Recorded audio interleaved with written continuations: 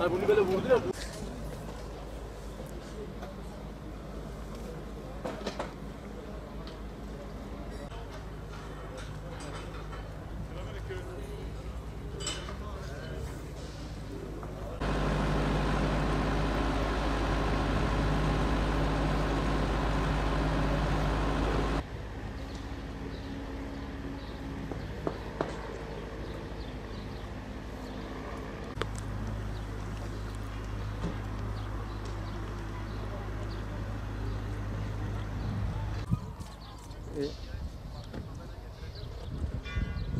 Detayları bitirene kadar.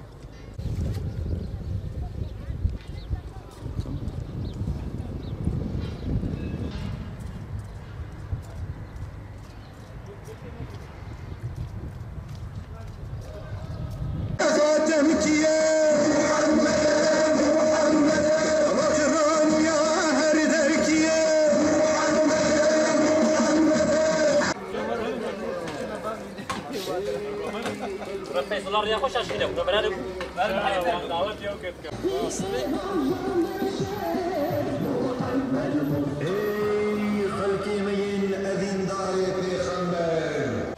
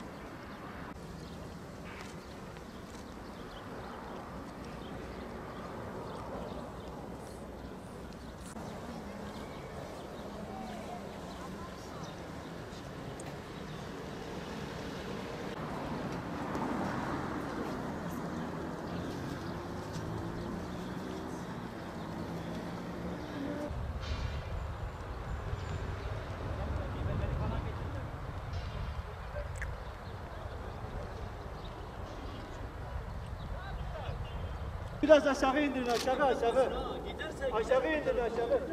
Hüseyin, geldiler mi? Arası ellerden mesela böyle, bana böyle bir saat yine şey vermiyor vakit. Hemen yapıp geleceğim.